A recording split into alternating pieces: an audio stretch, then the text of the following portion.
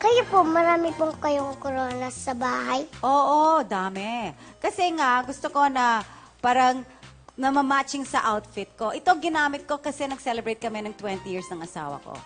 So yung ano namin, yung theme namin, Game of Thrones. May pinakita nga po silang picture kasal niyo po daw yun. Oo, kasi... Ayan po. So yan yung... Pinablunt rin yung asawa ko. Alam mo, yung asawa ko super serious at pero I guess, 20 years na kami, so nag-okay na siya mag-blonde. So blonde siya dyan. Para Oh, po diba? siyang hari, Oh, diba? Tapos kayo yung Reyna. Yan, si Rahong gumawa niyan. Yung tito Raho mo, siyang gumawa ng outfit ko kasi kay Dennis. Diba? Ayan yung Ano corona po ko. pangalan ng asawa niyo? Dennis. Dennis. Oo. Tito Dennis. Ganyan din po siya magdamit palagi. Ah, hindi. Hindi siya nagdadamit ng mga ganyan, di pangkaraniwan, di ba? Parang super plain lang magdamit. Ako lang medyo, at baka yung daughter kong, pinakalit, 9 years old lang siya. Ka-age mo.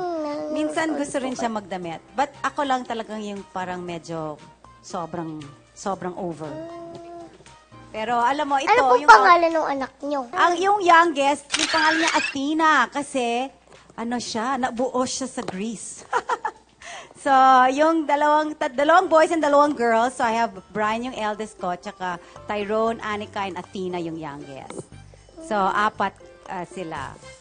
And then, alam mo yung age Si gap nila, Abrina 20s. po, Ha? siya yung nagsusuot ng ganyan din Yeah, po. si Athena yung maliit dyan. Tingnan mo, siya lang nakahat. Well, yung isa rin. Pero siya yung palang gusto magdamit. Sayang-saya siya. Ano po sinasabi nila pag nakikita ko yung nakabihis na ganyan? Alam mo, yung mga babae, okay lang. Pero yung mga boys, sinasabi nila, kunyari nung pumupunta ako sa eskwela nila para sa teacher, parent, teacher, ganon.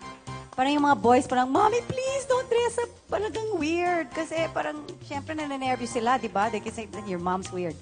Pero yung mga babae, okay lang. Parang they're happy na, oh my gosh, that's your mom, ganyan-ganyan. Yung mga boys, medyo Pag po pumupunta kayo sa school nila, nakaganyan din kayo. Hindi, mas maliit naman ang corona. pero medyo, oo. Pero may mga fascinator, tsaka, mga balloon dress and everything. Yung casual ko kasi, wala akong casual na damit. Mga jeans, hindi ako nag-jeans.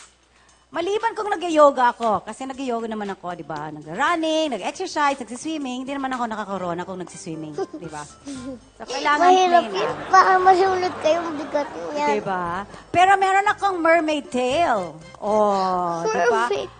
Meron akong sariling, serenang, na ginawa para sa katawan ko. Kasi diba, I'm the sea princess. So, dapat ako nag-outfit ng ganyan.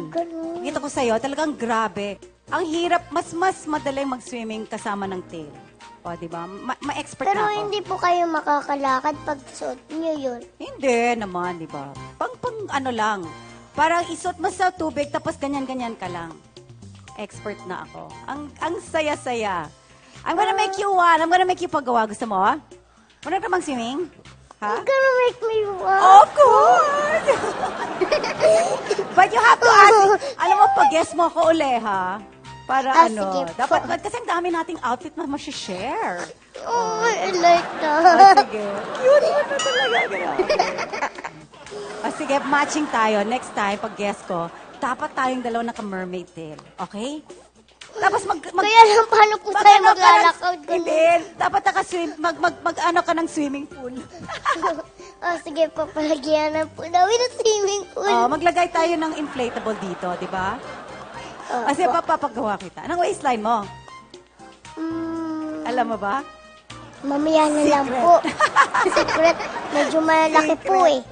Yan din naman. Cute. Nag-extra rice po kasi ako. Ah, talaga? Kasi may bilbil ako. Ilang extra rice kaya mo? Alam mo yung only rice? Ilang kaya mo? Mga 3 po.